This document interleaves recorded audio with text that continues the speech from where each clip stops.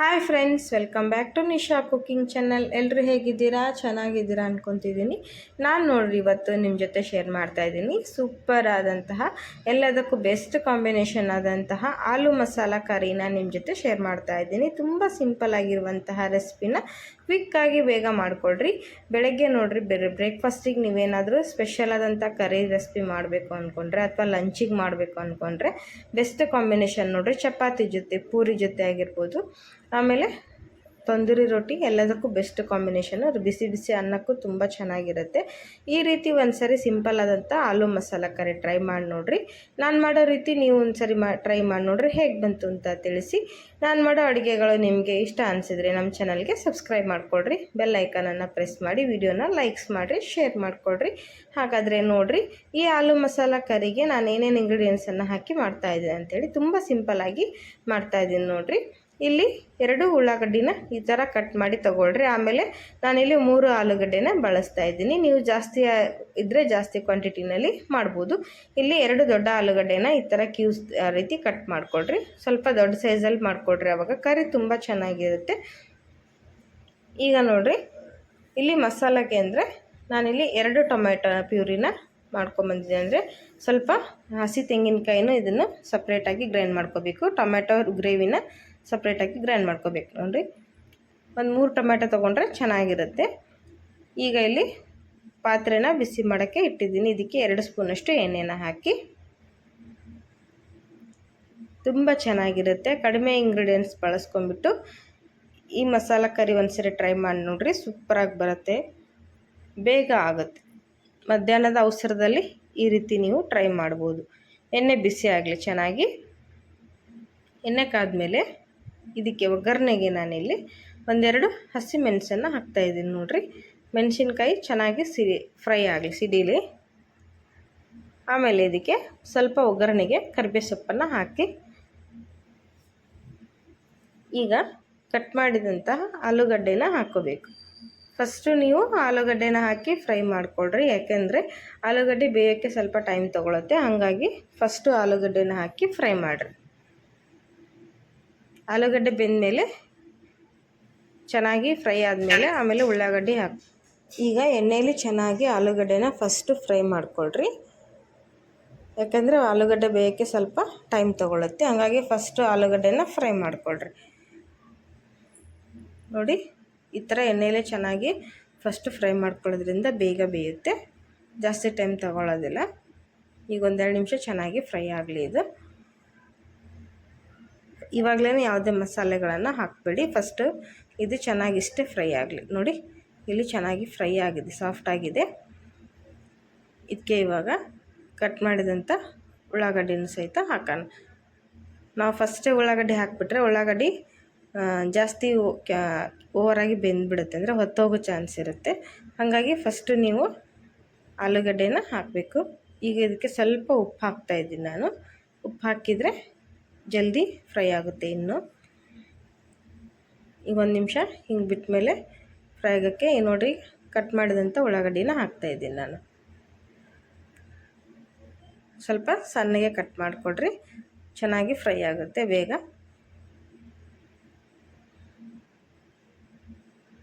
ಸರಿಯಾಗಿ ಎರಡನ್ನು ಫ್ರೈ ಮಾಡಿಕೊಡ್ರಿ ಎಣ್ಣೆಯಲ್ಲಿ,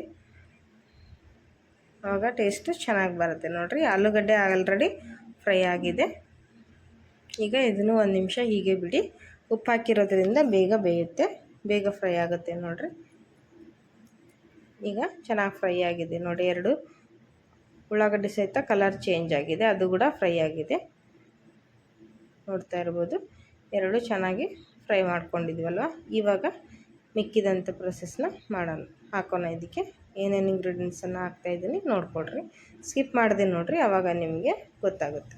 ಈಗ ಗ್ರೈಂಡ್ ಮಾಡಿ ತೊಗೊಂಬಂದಂಥ 2 ಟೊಮ್ಯಾಟೊ ಪ್ಯೂರಿನ ಹಾಕ್ತಾಯಿದ್ದೀನಿ. ನಿಮಗೆ ಗ್ರೇವಿ ಜಾಸ್ತಿ ಬೇಕು ಅಂದರೆ ನೀವು 3 ಅಥವಾ 4 ಬಳಸ್ಬೋದು. ಟೊಮ್ಯಾಟೊ ಪ್ಯೂರಿ ಹಾಕಿದ್ದೀನಿ.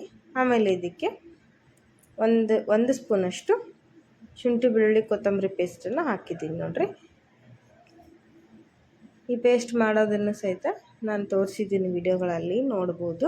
ಇದೊಂದು ರೀತಿ ಮಾಡ್ಕೊಂಡು ಇಟ್ಕೊಂಡ್ರೆ ಈ ರೀತಿ ನಾವೆಲ್ಲ ಅಡುಗೆಗಳಿಗೂ ಈಸಿಯಾಗಿ ಯೂಸ್ ಮಾಡ್ಕೋಬೋದು, ಬೇಗ ಆಗುತ್ತೆ ಇನ್ಸ್ಟೆಂಟಾಗಿ. ಈಗ ಇದೆಲ್ಲ ಹಸಿ ವಾಸನೆ ಹೋಗೋವರೆಗೂ ಚೆನ್ನಾಗಿ ಫ್ರೈ ಮಾಡಿಕೊಡ್ರಿ. ಟೊಮೆಟೊನೂ ಹಸಿಯಾಗಿ ಗ್ರೈಂಡ್ ಮಾಡಿರ್ತೀವಿ ಅಲ್ವಾ, ಮತ್ತು ಶುಂಠಿ ಬೆಳ್ಳುಳ್ಳಿ ಪೇಸ್ಟು ಅದೆಲ್ಲ ಹಸಿ ಸ್ಮೆಲ್ ಹೋಗೋವರೆಗೂ ಚೆನ್ನಾಗಿ ಇದನ್ನು ಒಂದು 2 ನಿಮಿಷ ಈ ಥರ ಫ್ರೈ ಆಗೋಕ್ಕೆ ಬಿಟ್ಬಿಡಿ. ನೋಡಿ ಇಲ್ಲಿ ಚೆನ್ನಾಗಿ ಫ್ರೈ ಆಗ್ತಾಯಿದೆ. ಇದಕ್ಕೆ 1 ಸ್ಪೂನಷ್ಟು ಅರಿಶಿನ ಪುಡಿನ ಹಾಕ್ತಾಯಿದ್ದೀನಿ ನಾನು.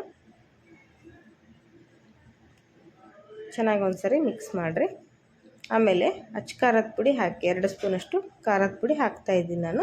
ಇಲ್ಲಿ ಖಾರ ಕಡಿಮೆ ಇರೋದ್ರಿಂದ ನಾನು 2 ಸ್ಪೂನಷ್ಟು ಖಾರದ ಪುಡಿ ಹಾಕ್ತಾಯಿದ್ದೀನಿ. ನಾವು ಬ್ಯಾಡಗಿ ಮೆಣಸಿನ್ಕಾಯಿ ಖಾರದ ಪುಡಿ ಆಗಿರೋದ್ರಿಂದ ಖಾರ ಕಡಿಮೆ, ಕಲರ್ ಜಾಸ್ತಿ ಇರುತ್ತೆ, ಹಾಗಾಗಿ 2 ಸ್ಪೂನು ಹಾಕಿದ್ದೀನಿ. ಸ್ವಲ್ಪ ಖಾರ ಜಾಸ್ತಿ ಯೂಸ್ ಮಾಡೋರು, ಜಾಸ್ತಿ ಖಾರ ಇರೋದು 1 ಸ್ಪೂನಷ್ಟು ಹಾಕ್ಕೋಬೋದು. ನಿಮ್ಮ ಖಾರಕ್ಕೆ ಎಷ್ಟು ಬೇಕು ನಿಮಗೆ ಅಷ್ಟನ್ನು ಹಾಕಿರಿ. ಹಾಕಿ ಇದನ್ನೊಂದು ಸ್ವಲ್ಪ ಮಿಕ್ಸ್ ಮಾಡಿ ಆಮೇಲೆ ಗ್ರೈಂಡ್ ಮಾಡಿ ತೊಗೊಂಬಂದಂಥ ಕೊಬ್ಬರಿ ಪೇಸ್ಟನ್ನು ಹಾಕ್ತಾಯಿದ್ದೀನಿ ನಾನು. 1 ಕಪ್ಪಷ್ಟು ಹಸಿ ತೆಂಗಿನಕಾಯಿ ಪೇಸ್ಟನ್ನು ಹಾಕ್ತಾಯಿದ್ದೀನಿ ನೋಡಿ.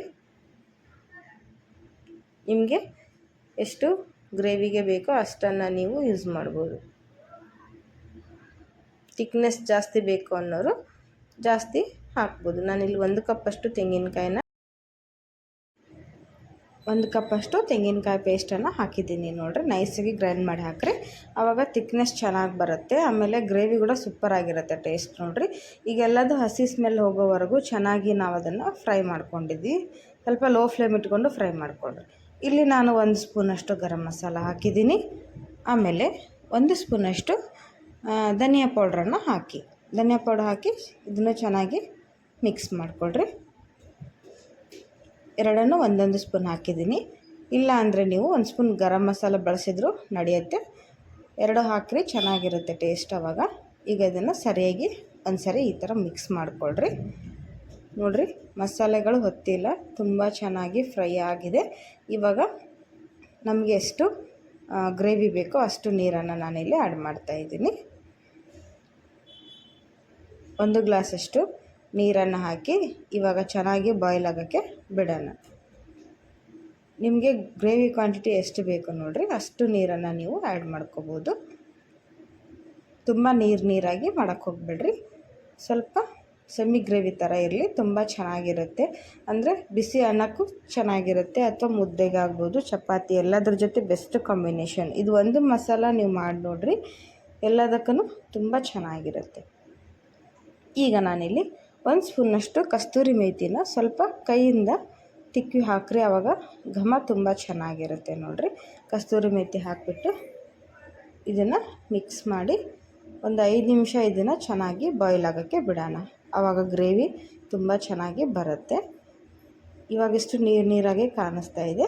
ಚೆನ್ನಾಗಿ ಬಾಯ್ಲ್ ಆದಮೇಲೆ ಥಿಕ್ನೆಸ್ ಬರುತ್ತೆ, ದಪ್ಪ ಬರುತ್ತೆ, ಗ್ರೇವಿ ಗಟ್ಟಿಯಾಗಿ ಬರುತ್ತೆ. ನೋಡ್ತಾ ಇರ್ಬೋದು ಇಲ್ಲಿ ನೀವು, ಎಣ್ಣೆ ಎಲ್ಲ ಮೇಲೆ ತೇಲ್ ಬಂದಿದೆ, ತುಂಬ ಚೆನ್ನಾಗಿ ರೆಡಿಯಾಗಿದೆ ನೋಡಿರಿ. ಇನ್ನೊಂದು ಸ್ವಲ್ಪ ಕುದ್ರೆ ಸಾಕು. ತುಂಬ ಚೆನ್ನಾಗಿರುವಂತಹ ಟೇಸ್ಟಿಯಾದಂತಹ ಆಲೂ ಮಸಾಲ ಇಲ್ಲಿ ರೆಡಿಯಾಗುತ್ತೆ ನೋಡಿರಿ. ಫೈನಲಿ ಇಲ್ಲಿ ಆಲೂ ಮಸಾಲ ಕರಿ ರೆಡಿಯಾಗಿದೆ ನೋಡಿರಿ. ಕುದ್ಮೇಲೆ ತುಂಬ ಥಿಕ್ನೆಸ್ ಆಗಿ ತುಂಬ ಗಟ್ಟಿಯಾಗಿ ಬಂದಿದೆ, ನೋಡ್ತಾ ಇರ್ಬೋದು, ತುಂಬ ಬಿಸಿಯಾಗಿದೆ. ಇದನ್ನೇ ನಾನಿಲ್ಲಿ ಬಿಸಿಯಾಗಿ ಸರ್ವ್ ಮಾಡ್ತಾಯಿದ್ದೀನಿ. ನೀವು ಇದನ್ನು ಈ ಥರ ಮಾಡ್ಕೊಂಡು ತಿಂದು ನೋಡಿರಿ ಪರ್ಫೆಕ್ಟಾಗಿ ಬಂದಿದೆ. ಟೇಸ್ಟ್ ಕೂಡ ಸೂಪರಾಗಿದೆ ನೋಡಿರಿ. ಒಂದು ಸಾರಿ ಈ ಥರ ಮಾಡಿ ನೋಡಿರಿ. ಯಾವ ನಾನ್ ವೆಜ್ಗೂ ಕಡಿಮೆ ಇಲ್ಲ. ಚಿಕನ್ ಮಟನ್ ತಿಂದೇ ಇರೋರು ಈ ಥರ ಮಾಡ್ಕೊಂಡು ತಿನ್ಬೋದು ನೋಡಿರಿ, ತುಂಬ ಟೇಸ್ಟಿಯಾಗಿರುತ್ತೆ. ಎಲ್ಲದಕ್ಕೂ ಬೆಸ್ಟ್ ಕಾಂಬಿನೇಷನ್ನು ನೋಡಿರಿ. ಹಾಗಾದರೆ ಈ ವಿಡಿಯೋ ರೆಸಿಪಿ ಇಷ್ಟ ಅನಿಸಿದರೆ ನಾನು ಹೇಳ್ದಂಗೆ ನಮ್ಮ ಚಾನಲ್ಗೆ ಸಬ್ಸ್ಕ್ರೈಬ್ ಮಾಡಿಕೊಡ್ರಿ, ಬೆಲ್ ಐಕಾನನ್ನು ಪ್ರೆಸ್ ಮಾಡಿ. ವಿಡಿಯೋನ ಸ್ಕಿಪ್ ಮಾಡಿದೆ ನೋಡಿರಿ, ಆವಾಗ ನಿಮಗೆ ಗೊತ್ತಾಗುತ್ತೆ ಹೇಗೆ ಮಾಡಿದೆ, ಏನೇನು ಇಂಗ್ರೀಡಿಯೆಂಟ್ಸನ್ನು ಹಾಕಿ ಮಾಡಿದೆ ಅಂಥೇಳಿ ನೋಡಿರಿ. ಹಾಗಾದರೆ ಒಂದು ಸಾರಿ ನೀವು ಟ್ರೈ ಮಾಡಿ ನೋಡಿರಿ. ವಿಡಿಯೋ ಇಷ್ಟ ಅನಿಸಿದರೆ ಲೈಕ್ಸ್ ಮಾಡಿರಿ. ಬಾಯ್.